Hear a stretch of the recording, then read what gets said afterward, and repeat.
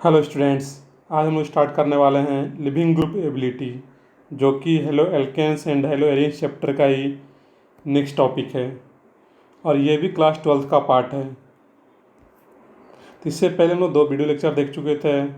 उसमें लोगों ने पढ़ा था इलेक्ट्रोफाइल न्यूक्लियोफाइल के बारे में, न्यूक्लियोफिलिटी क्या होता है, न्यूक्लियोफिलिटी एंड बेसिसिटी में कंपेरिजन पढ़ा था, एंड और फैक्टर्स अफेक्टिंग न्यूक्लियोफिलिटी कंपेरिजन पढ़ा था हम लोगों ने। तो जो लोग उस वीडियो लेक्चर को नहीं देखे हैं, मैं उसका भी लिंक डिस्क्रिप्शन में दे दूंगा। उसको आप जाके पहले देखें तो फिर ये और भी अच्छे समझ में आ पाएगा लिविंग ग्रुप एबिलिटी क्या होता है यहाँ पे। तो जो लोग इस चैनल पे न्यू हैं तो चैनल को सब्सक्राइब कर दें, वीडियो को लाइक कर दें और ज़्यादा से ज़्यादा इसको शेयर करें।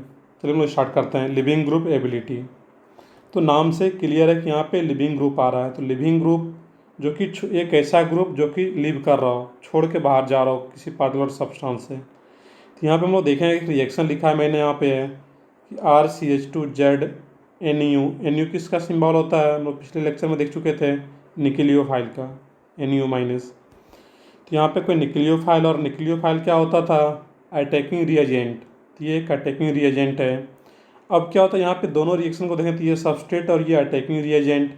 अब ये फाइनल प्रोडक्ट बन रहा है यहाँ पे। तो इसमें अगर देखेंगे तो ये जो सबस्ट्रेट आ रहा था इस केस में यहाँ पे है, इसमें से इस जड़ को हटा दिया गया और निक्लियोफाइल खुद आके ऐड हो गया यहाँ पे NU, और जड़ यहाँ से बाहर चला गया। तो ये जो सबस्ट्रेट है, इस सबस्ट्रेट में से एक पार्टिकुलर ग्रुप जो कि जड़ कोई एटम या कोई ग्रुप हो सकता है यहाँ पे है, इस जड़ को यहाँ से बाहर किया जा रहा है और इसी जड़ को क्या बोला जा रहा है यहाँ पे है, लिविंग ग्रुप। इसी जड़ को हम लोग क्या बोल पा रहे हैं यहाँ पे है, लिविंग ग्रुप। ये जड़ यहाँ से बाहर जा रहा है। अब यहाँ पे देखना है कि जो अगला क्वेश्चन आता है, और ये फाइनली जैसे जड़ बाहर जाता है तो ये निक्लियोफाइल आके ऐड हो पाएगा यहाँ पे। तो हम लोग आगे देखेंगे। तो क्वेश्चन है यहाँ पे कि जड़ बाहर जा रहा है यहाँ पे, और जड़ को ही क्या बोला जा रहा है, लिविंग ग्रुप। अब कौन सा ग्रुप यहाँ पे अटैच कर दिया जाए जड़ के जगह पे, जड़ तो कोई जनरल सा टर्म है यहाँ पे है, तो कौन सा ग्रुप यहाँ पे रहे जो कि इस केस में यहाँ पे इजिली लिव कर जाए। That means living group ability उसका क्या हो, ज़्यादा हो, इजिली लीव कर जाए वहाँ पे, इजिली यहाँ से बाहर चला जाए। तो इसके लिए बस एक ही इंपॉर्टेंट पॉइंट है यहाँ पे, इसका जो कंक्लूजन है यहाँ पे है कि leaving group ability directly proportional to stability of leaving group. Leaving group का स्टेबिलिटी जितना ज़्यादा होगा उतना इजिली वो लिव कर पाएगा वहाँ पर, उसका लिविंग ग्रुप एबिलिटी उतना ही ज़्यादा होगा। या फिर इन्वर्सली प्रोपोर्शनल टू बेसिसिटी। तो बेसिसिटी हम लोग GOC में पढ़ चुके थे, यहाँ पे inversely proportional to basicity. That means जो वीक बेस होगा वो बेटर लिविंग ग्रुप रहेगा वहाँ पे, क्योंकि वीक बेस ज़्यादा स्टेबल हो पाता है। इसी को दूसरे टर्म में यहाँ पे लिखा गया है कि weaker bases are always better leaving group. इसको भी आप याद रख सकते हैं यहाँ पे है कि weaker bases are always better leaving group. अगर कुछ याद नहीं भी रहता लिविंग ग्रुप का क्वेश्चन अगर आ गया तो वहाँ पे क्या याद रखना है आप लोगों को, weaker bases are always better leaving group. और हम बहुत डिटेल में 11th में पढ़ चुके थे कि जो वीकर बेस है कैसे चेक करते हैं, कौन सा वीकर बेस है कौन सा स्ट्रॉन्गर बेस है, ये ऑलरेडी हम लोग चेक कर चुके हैं यहाँ पे। बस इसी 2 पॉइंट के बेस में लोग सारे लिविंग ग्रुप एबिलिटी का क्वेश्चन कर पाएंगे यहाँ पे। चलो लोग कुछ एग्जाम्पल से समझते हैं इसको। यहाँ पे फर्स्ट एग्जाम्पल है इसमें F-, Cl-, Br- और I-, इसका लिविंग ग्रुप एबिलिटी बताना है यहाँ पे। अगर ये बाहर जा रहा है इसका मतलब क्या था, यहाँ पे है कि RCH2F है यहाँ पे, तो F यहाँ से अगर बाहर जाता है तो ये F- के फॉर्म में बाहर जाएगा। यहाँ पे अगर Br-Cl रहा इस केस में यहाँ पे, और यहाँ पे अगर Cl रहा इस केस में तो ये Cl बाहर जाएगा और ये Cl- के फॉर्म में, इसलिए यहाँ पे लिखा गया F-, Cl-, Br-, I-। अब जो यहाँ पे आ रहा था F-, Cl-, Br-, I-, इस चारों में से ज़्यादा स्टेबल कौन सा है, जो सबसे ज़्यादा स्टेबल होगा वही बेटर लिविंग ग्रुप होगा। यहाँ पे सिंपल सा कंसेप्ट है यहाँ पे। तो I- जो आ रहा है इस केस में तो निगेटिव चार्ज, अब ये फ्लोरीन, क्लोरीन, ब्रोमीन, आयोडीन ये सेम ग्रुप का एलिमेंट है, दैट मीन्स डिफरेंट पीरियड का एलिमेंट है ये। तो यहाँ पे लार्जर साइज एटम पे अगर लोन पर या निगेटिव चार्ज आ रहा है तो वो ज़्यादा स्टेबल है। तो यहाँ पे I- ज़्यादा स्टेबल होगा, और I- अगर ज़्यादा स्टेबल है तो वो सबसे अच्छा लिविंग ग्रुप भी रहेगा। तो ये सबसे अच्छा लिविंग ग्रुप है I-। तो लिविंग ग्रुप एबिलिटी क्या रहेगा, I- का ज़्यादा, then Br-, then Cl-, then F-। F- तो एक बैड लिविंग ग्रुप कैटेगरी में रहता है, इसको आप लोग याद रखिए, काफ़ी इंपॉर्टेंट क्वेश्चन है ये। चलो नेक्स्ट क्वेश्चन पे आते हैं। यहाँ पे नेक्स्ट एग्जांपल पे इसमें दिया ethoxide ion C2H5O-, phenoxide ion, acetate ion और मिथाइल सल्फोनेट आयन। अब यहाँ पे भी कंपेयर करना है कि इस चारों में सबसे अच्छा लिविंग ग्रुप क्या है, लिविंग ग्रुप एबिलिटी बताना है यहाँ पे। तो सबसे अच्छे लिविंग ग्रुप एबिलिटी की बात करें अगर यहाँ पे हम लोग, तो यहाँ पे देखना है कि सबसे ज़्यादा स्टेबल कौन सा है। तो चारों में जो ज़्यादा स्टेबल होगा उसका लिविंग ग्रुप एबिलिटी क्या होगा, ज़्यादा होगा। तो यहाँ पे देखना है कि C2H5O-, तो O- किसी के साथ रेजोनेंस में नहीं आ रहा है। यहाँ का जो ऑक्सीजन पे नेगेटिव चार्ज है तो ये क्या होगा, यहाँ पे बेंजीन के साथ रेजोनेंस में होगा, बट ये नॉन इक्विवेलेंट RS बनाएगा यहाँ पे है।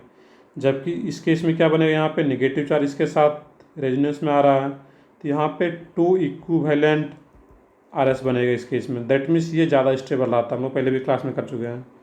अब यहाँ पे O-, तो यहाँ पे ये इसके साथ भी कंजुगेशन में रेजोनेंस में आ रहा है, इधर भी इलेक्ट्रॉन दे पाएगा तो इधर भी कंजुगेशन में, तो इसमें टोटल 3 इक्विवेलेंट RS बनेगा यहाँ पे। और जितना इक्विवेलेंट RS रहता है उतना ही वो ज़्यादा स्टेबल मॉलिक्यूल हो पाता है या आयन्स हो पाता है। और इक्विवेलेंट RS हमेशा नॉन इक्विवेलेंट RS से ज़्यादा स्टेबल रहेगा। तो ओवरऑल इसमें जो सबसे ज़्यादा स्टेबल है वो कौन सा रहेगा, इसमें फोर्थ। इसको अगर 1, 2, 3, 4 बोल लिया जाए तो ऑर्डर क्या आ जाएगा इस केस में यहाँ पे, तो जो ऑर्डर रहेगा इस केस में यहाँ पे, तो सबसे ज़्यादा स्टेबल कौन सा रहेगा इसमें, 4। और वो 4 सबसे ज़्यादा स्टेबल, दैट मीन्स उसका लिविंग ग्रुप एबिलिटी क्या रहेगा, सबसे ज़्यादा। 4 के बाद 3, 3 के बाद क्या रहेगा, 2, 2 के बाद 1, तो ये लिविंग ग्रुप एबिलिटी का ऑर्डर आ जाता है यहाँ पे। तो जो सल्फोनेट आयन होता है यहाँ पे ये गुड लिविंग ग्रुप की कैटेगरी में रहता है यहाँ पे। तो यहाँ पे ऑलरेडी लिखा हुआ है ये क्या रहता है, गुड लिविंग ग्रुप, क्योंकि यहाँ पे 3 इक्विवेलेंट RS आ रहा होता है जो कि बहुत ज़्यादा स्टेबल हो पाता है वहाँ पे। तो यहाँ पे ये सब जो ग्रुप आ रहा है थर्ड एग्जाम्पल में, तो ये भी सल्फोनेट आयन है, सल्फोनेट आयन, सल्फोनेट आयन आ रहा है यहाँ पे। अब यहाँ पे डिफरेंट ग्रुप है, इसको हम लोग अलग से देखते हैं इस केस में यहाँ पे है।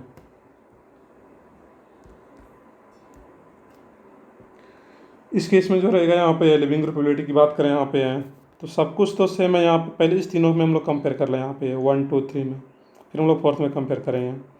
तो 1, 2, 3 में कंपेयर करते हैं, सब कुछ तो सेम आ रहा है यहाँ पे। SO3- इसमें भी है, ये भी है, और ये गुड लिविंग ग्रुप है। अब यहाँ पे देखना है कि NO2 लगा हुआ, तो ये NO2 है, कौन से इफेक्ट लगा रहा होगा यहाँ पे है -M ब्रोमीन, ये कौन सा इफेक्ट लगा रहा होगा इस SO3- के एस्पेक्ट में, पैरा पे आ रहा है किसी भी पोजीशन पे, तो वो क्या लगाएगा हमेशा -I।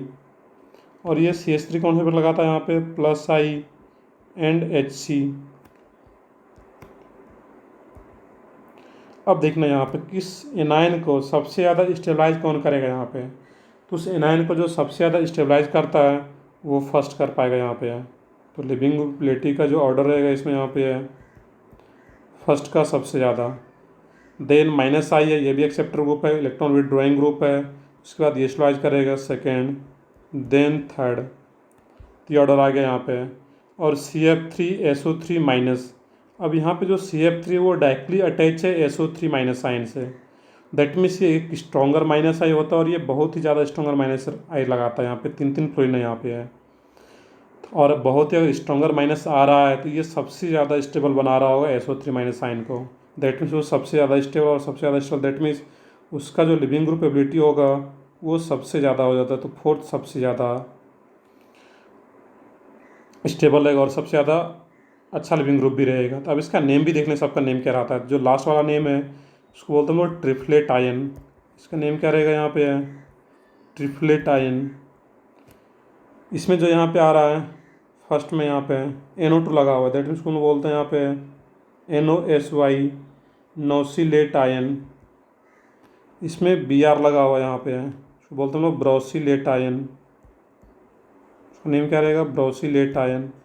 और थर्ड वाले का नेम रहता है टोसिलेट आयन, CH3 लगा हुआ है, टोलिन लगा हुआ है, ऐसे सोच सकते हैं यहाँ पे, तो क्या बोलेंगे हम लोग, टोसिलेट आयन।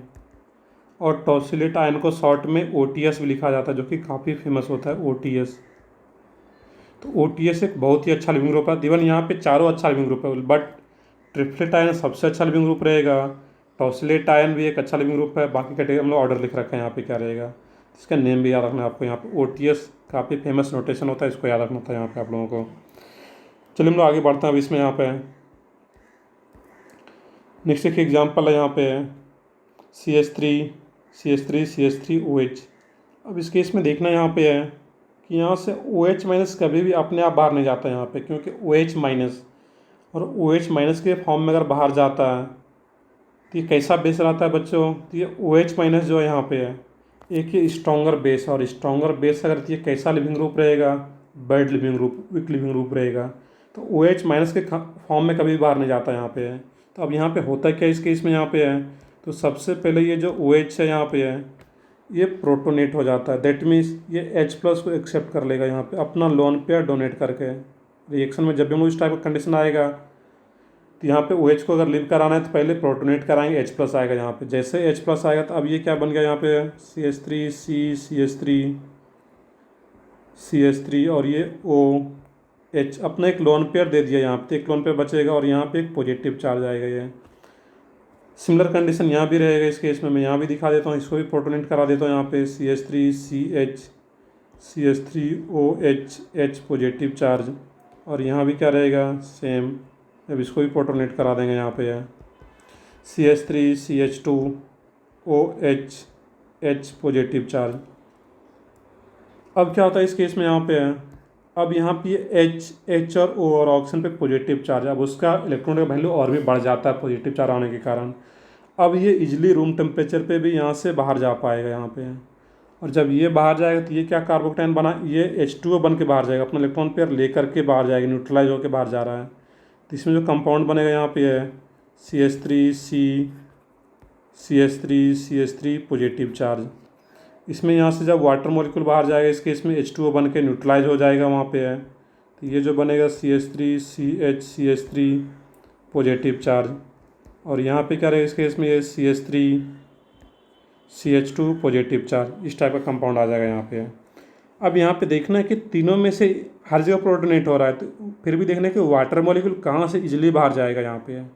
तो जो वाटर मॉलिक्यूल बाहर जाएगा इजली यहाँ पे है, तो नॉर्मली जो 3 डिग्री कार्बोकैटायन है वो ज़्यादा स्टेबल बनता है, तो यहाँ पे इजली वाटर लिव करा जाता है इस केस में यहाँ पे।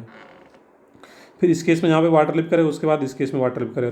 टर्सरी के केस में ये अपने आप लिव कर जाता है, जबकि सेकेंडरी अल्कोहल और प्राइमरी अल्कोहल में जब न्यूक्लियोफाइल अटैक आके करता है तो फिर यहाँ पे जब इस पर आगे कोई अटैक करेगा इस कारण पे, तो फिर यहाँ से ये बाहर जाता है। जबकि टर्सरी के केस में अपने आप वाटर मॉलिक्यूल लिव कर जाता है because of formation of tertiary butyl carbocation, जो कि बहुत ज़्यादा स्टेबल कार्बोकैटायन होता है यहाँ पे। तो इस तरीके से हम लोग लिविंग ग्रुप चेक कर पाते हैं यहाँ पे। नेक्स्ट है इसमें N2 और कहीं पे आ रहा है, N2 एक एक्सटर्नल लिविंग ग्रुप आता है यहाँ पे, क्योंकि ये नाइट्रोजन गैस के फॉर्म में बाहर जा रहा होता है यहाँ पे। अब देखने कि यहाँ भी N2 और यहाँ भी N2 है। अब यहाँ से N2 तो इजली बाहर चला जाएगा, लेकिन यहाँ से ये जो N2 है ये इजली बाहर नहीं जाएगा, क्योंकि N2 जब बाहर जाता है तो डबल बॉन्डेड कार्बन पे पॉजिटिव चार्ज आ जाएगा, जो कि हाईली अनस्टेबल होता है यहाँ पे। दैट मीन्स यहाँ का N2 बाहर नहीं जा पाता है और यहाँ का N2 इजली बाहर जा पाएगा। तो यहाँ पे कंपेरिजन करना है कि इस केस में N2 बाहर जाता है इजली, जबकि इस केस में N2 बाहर नहीं जाता यहाँ पे। तो यहाँ पे N2 इजली लिव कर जाएगा यहाँ पे। तो ये याद रखना है आप लोगों को। इन जनरल हम बोलते हैं कि N2 अगर एरोमेटिक रिंग से डायरेक्टली अगर कनेक्टेड नहीं है, कंजुगेशन अगर नहीं आ रहा है वो, तो वो इजली लिव नहीं करेगा यहाँ पे। ये लिव इवन करता ही नहीं है, जबकि यहाँ से ये इजली लिव कर जाए कोई भी एलिफेटिक चेन से अगर कनेक्टेड है वो। ये चलिए क्वेश्चन करते हैं यहाँ पे लिविंग ग्रुप के बेसिस पे किस टाइप का क्वेश्चन आ सकता है एग्जाम में। तो यहाँ पे देखने कि एक रिएक्शन दिया हुआ है CH2X NaCN और CH2CN। अब यहाँ पे X को रिप्लेस कर दिया गया है CN से, दैट मीन्स ये X को बाहर किया गया है, लीव कराया जा रहा है यहाँ पे। तो क्वेश्चन बोला जा रहा है कि in the above reaction rate is fastest when X क्या हो, जो कि रिएक्शन का रेट फास्टेस्ट हो। तो सब कुछ सेम है, X को वेरी कराया जा रहा है यहाँ पे। एक में रखा गया OCH3 NH2 OSOCH3 और S डबल बॉन्ड OCH3। अब यहाँ पे देखना है कि जो OCH3 है यहाँ पे है, तो ये ऑक्सीजन पे नेगेटिव, जब X के OCH3 रख दें तो ये ऑक्सीजन पे नेगेटिव चार्ज, यहाँ पे नाइट्रोजन पे नेगेटिव चार्ज, जो कि ना तो रेजोनेंस है और ये एक स्ट्रॉन्गर बेस होता है। दैट मीन्स ये बैड लिविंग कैटेगरी में रहेगा। यहाँ भी सल्फर पे नेगेटिव चार्ज आ जाएगा जब ये यहाँ से लिव करता, तो यहाँ पे सल्फर पे नेगेटिव चार्ज और यहाँ पे ऑलरेडी लोन पे दो लोन पेयर आती है, ये भी स्टेबल नहीं हो पाएगा और रेजोनेंस तो नहीं हो पाएगा यहाँ पे। तो इसमें एक ही ऑप्शन बच जाता है सी में जो आ रहा है यहाँ पे, जब ये लिव करती है O- के फॉर्म में लिव करेगा यहाँ पे है, और जैसे ही O- बनेगा यहाँ पे ये 3 इक्विवेलेंट RS बन जाता है। मुझे जस्ट ऊपर देखे थे कि 3 इक्विवेलेंट RS बने के चलती है गुड लिविंग कैटेगरी में रहती है, यहाँ पे इजली लिव करेगा। तो इसका आंसर क्या आ जाता है यहाँ पे है सी। जब सी होगा यहाँ पे है तो ये रेट क्या होगा, फास्टेस्ट हो पाएगा उस केस में यहाँ पे। तो ये हम लोग देख रहे थे लिविंग ग्रुप। चलिए आगे बढ़ते हम लोग यहाँ पे है। नेक्स्ट है इसमें सॉल्वेंट। अब रिएक्शन जब भी होता है तो वो किसी मीडियम में होगा, एक्वस मीडियम में होगा, किसी सॉल्वेंट में होता है। तो सॉल्वेंट क्या रहेगा उसको हम लोग देखते हैं यहाँ पे। दैट मीन्स जब रिएक्शन कराते हैं हम लोग ऑर्गेनिक रिएक्शन जब कराएंगे तो उसमें क्या क्या सॉल्वेंट यूज़ करते हैं हम लोग वहाँ पे, इसको याद रखना था। चलो देखते हैं इसका डिफिनेशन। सॉल्वेंट क्या होता है ये तो ऑलरेडी आप लोग पढ़ चुके होंगे, बहुत 9th का पार्ट है ये। The liquid in which A solute is dissolved and form a solution and it is present in large amount. ये तो सॉल्वेंट का डिफिनेशन आप लोग जानते हैं पहले से। टाइप्स ऑफ सॉल्वेंट जो कि हम लोग ऑर्गेनिक रिएक्शन में यूज़ करेंगे यहाँ पे, वो दो कैटेगरी का मेनली है यहाँ पे, नॉन पोलर सॉल्वेंट और पोलर सॉल्वेंट। पोलर और नॉन पोलर आप लोग केमिकल बॉन्डिंग चैप्टर में पढ़ चुके होते हैं 11th में, फिर भी मैं यहाँ पे रिवाइज करा देता हूँ। यहाँ पे क्या रहेगा, तो नॉन पोलर सॉल्वेंट क्या रहता है इस केस में, उसका जो डायपोल मोमेंट है म्यू हम लोग क्या, ये डायपोल मोमेंट उसका क्या हो, जीरो हो, तो वो नॉन पोलर सॉल्वेंट है। CCl4 non polar solvent, CH2 non polar solvent, cyclohexane ये भी नॉन पोलर सॉल्वेंट। कोई भी हाइड्रोकार्बन है तो वो क्या रहेगा, नॉन पोलर सॉल्वेंट कैटेगरी में रहता है यहाँ पे। CCl4 CH2 तो काफ़ी फेमस नॉन पोलर सॉल्वेंट है जो कि ऑर्गेनिक रिएक्शन में यूज किया जाता है। That mean simply dipole moment zero, that mean क्या है, नॉन पोलर सॉल्वेंट है। और पोलर सॉल्वेंट क्या रहता है उसका, dipole moment not equal to zero. अगर डायपोल मोमेंट जीरो नहीं है वहाँ पे तो वो एक पोलर सॉल्वेंट, पोलर मॉलिक्यूल है यहाँ पे। अब पोलर सॉल्वेंट भी जो रहता है दो टाइप का रहेगा मेनली, पोलर प्रोटिक सॉल्वेंट और पोलर अप्रोटिक सॉल्वेंट, दो कैटेगरी का रहता है। काफ़ी इंपॉर्टेंट पार्ट है, इसको ध्यान से देखिएगा। पोलर प्रोटिक सॉल्वेंट और पोलर अप्रोटिक सॉल्वेंट। अब इसके डिफिनेशन की बात करते हैं हम लोग यहाँ पे हैं। तो डिफिनेशन जो रहेगा पोलर प्रोटिक सॉल्वेंट का, a polar solvent which has acidic hydrogen. एक ऐसा पोलर सॉल्वेंट जिसके पास एसिडिक हाइड्रोजन है वो पोलर प्रोटिक सॉल्वेंट की कैटेगरी में रहेगा। अब एसिडिक हाइड्रोजन कैसे चेक करते हैं, तो अगर हाइड्रोजन डायरेक्टली अटैच हो ऑक्सीजन से, सल्फर से, फ्लोरीन से, that means higher electronegative atom से कनेक्टेड हो। मेनली तो यहाँ पे क्या रहेगा, हाइड्रोजन अगर ऑक्सीजन से कनेक्टेड आ रहा है तो वो क्या रहेगा, एसिडिक हाइड्रोजन, और उसका एग्जाम्पल यहाँ पे लिखा गया है। तो सबसे easily available polar protic solvent कौन सा रहता है, वाटर, अल्कोहल, एसिड, कोई भी एसिड हो, कोई भी अल्कोहल हो, तो ये सब पोलर प्रोटिक सॉल्वेंट की कैटेगरी में रहता है यहाँ पे, जो कि इजली अवेलेबल है। तो सबसे ज़्यादा यूज़ कौन सा किया जाएगा यहाँ पे, वाटर। नेक्स्ट है पोलर अप्रोटिक सॉल्वेंट। ये भी काफ़ी इंपॉर्टेंट पार्ट रहता है पोलर अप्रोटिक सॉल्वेंट। यहाँ पे सुनो डिटेल में नीचे देख रहे हैं यहाँ पे, पोलर अप्रोटिक सॉल्वेंट सिंपल है डिफिनेशन है, a polar solvent which does not have acidic hydrogen. अगर उसके पास एसिडिक हाइड्रोजन नहीं है तो कैसा सॉल्वेंट होगा, polar aprotic solvent. That means हम इसको ऐसे भी समझ सकते हैं कि हाइड्रोजन एटम डायरेक्टली कनेक्टेड नहीं हो ऑक्सीजन एटम से। मैं फिर रिपीट कर रहा हूँ, हाइड्रोजन एटम अगर डायरेक्टली कनेक्टेड नहीं है ऑक्सीजन एटम से, देन वो सॉल्वेंट कैसा हो जाएगा, पोलर अप्रोटिक सॉल्वेंट। दोनों तरीके से चेक कर सकते हैं वहाँ पे। इसका एग्जांपल हम स्टार्ट करते हैं, C2H5OC2H5। इस कंपाउंड का नेम क्या यहाँ पे है, सिंपल सा है, डाई इथाइल ईथर। नेम क्या रहेगा उसका वहाँ पे है, डाई इथाइल ईथर, C2H5OC2H5। अब देखने कि यहाँ पे ऑक्सीजन से कोई भी हाइड्रोजन एटम डायरेक्टली कनेक्टेड नहीं है यहाँ पे, तो ईथर भी जो है वो भी किस कैटेगरी का सॉल्वेंट रहेगा, यहाँ पे है पोलर अप्रोटिक सॉल्वेंट। पोलर तो है यहाँ पे है क्योंकि डायपोल मोमेंट इसका जीरो नहीं है, तो ये क्या है, पोलर अप्रोटिक सॉल्वेंट। नेक्स्ट है यहाँ पे एसीटोन। इस कंपाउंड का नेम क्या है बच्चों, एसीटोन। अब यहाँ पे देखना कि इस यहाँ पे एसीटोन में ऑक्सीजन से कोई भी हाइड्रोजन एटम डायरेक्टली कनेक्टेड नहीं है यहाँ पे, दैट मीन्स ये भी पोलर अप्रोटिक सॉल्वेंट की कैटेगरी का सॉल्वेंट है यहाँ पे। नेक्स्ट इसमें CH3S double bond O CH3, काफ़ी important polar aprotic solvent. CH3S double bond O CH3, इसका नेम क्या रहेगा यहाँ पे, दो मिथाइल ग्रुप है इसमें यहाँ पे, नेम इसका काफ़ी इंपॉर्टेंट, डाईमिथाइल सल्फोक्साइड। इसका नेम क्या रहेगा यहाँ पे है, डाईमिथाइल सल्फोक्साइड। और इसी को शॉर्ट में बोला जाता है DMSO। इसी को शॉर्ट में क्या बोलते हैं यहाँ पे है, DMSO, जो कि काफ़ी इंपॉर्टेंट पोलर अप्रोटिक सॉल्वेंट होता है, जो कि डायरेक्टली एग्जाम में ये शॉर्ट फॉर्म में यूज़ कर लिया जाता है, DMSO। तो इसमें भी यहाँ पे ऑक्सीजन या सल्फर से कोई भी हाइड्रोजन डायरेक्टली कनेक्टेड नहीं है यहाँ पे, दैट मीन्स ये भी एक पोलर अप्रोटिक सॉल्वेंट की कैटेगरी का एग्जाम्पल है ये DMSO, काफ़ी इंपॉर्टेंट नाम है, डाईमिथाइल सल्फोक्साइड। नेक्स्ट एग्जाम्पल है इसमें यहाँ पे है HC डबल बॉन्डो NCH3CH3, इसका नेम देखना यहाँ पे है। तो ये अमाइड ग्रुप है यहाँ पे है। तो इस कंपाउंड का जो नेम रहता है यहाँ पे है N, डाईमिथाइल। अगर IPS नेम की बात करें तो वो क्या रहेगा वहाँ पे है मीथेनामाइड, बट हम लोग कॉमन नेम की बात करते हैं तो N डाईमिथाइल। एक काम क्लिक करें कॉमन नेम फॉर्मामाइड, इसका कॉमन नेम क्या रहता है यहाँ पे है फॉर्मामाइड। तो नेम क्या हो जाता है इसका N डाईमिथाइल फॉर्मामाइड। और इसी को शॉर्ट में बोलते हैं हम लोग यहाँ पे DMF, इसी को हम लोग क्या बोलते हैं बच्चों DMF, डाईमिथाइल फॉर्मामाइड, जो कि कई बार नीट के पेपर में डायरेक्टली यूज कर दिया गया था DMF। तो DMF अगर कहीं लिखा है तो हम लोगों को समझना पड़ेगा कि वो कैसा सॉल्वेंट है। तो एक पोलर अप्रोटिक सॉल्वेंट है, इसको याद रखना था यहाँ पे है। सिमिलरली इसी टाइप के H के यहाँ पे CH3 रख लिया गया यहाँ पे, इसका नेम क्या होगा N डाईमिथाइल एसीटामाइड। और इसी को शॉर्ट में हम लोग क्या बोलेंगे यहाँ पे है DMA, ये भी एक पोलर अप्रोटिक सॉल्वेंट है। तो DMSO एंड DMF ये दोनों तो काफ़ी इंपॉर्टेंट, जो कि सबसे ज़्यादा यूज़ किया जाता है। नेक्स्ट इसमें एक और भी है यहाँ पे है, इस टाइप का स्ट्रक्चर है यहाँ पे, ये क्या ईथर है। और इस टाइप के स्ट्रक्चर हम लोग क्या बोलते हैं क्राउन ईथर। हम लोग क्या बोल रहे हैं बच्चों क्राउन ईथर। अब इसमें देखने कि यहाँ पे ऑक्सीजन कितना है बच्चों, यहाँ पे 6 ऑक्सीजन है यहाँ पे, और कार्बन कितना है यहाँ पे 12 कार्बन है। इसका जो प्रॉपर नेम लिखते हैं हम लोग उसको क्या बोलते हैं 18 क्राउन 6 ईथर। 18 कहाँ से आ गया बच्चों 12 carbon plus 6 oxygen, number of carbon atom plus oxygen, तो वो क्या रहेगा इसमें 18। और बाद में जो 6 आ रहा है वो क्या रिप्रेजेंट कर रहा है सिर्फ नंबर ऑफ ऑक्सीजन एटम को रिप्रेजेंट कर रहा है। तो इस कंपाउंड का नेम क्या रहेगा 18 क्राउन 6 ईथर।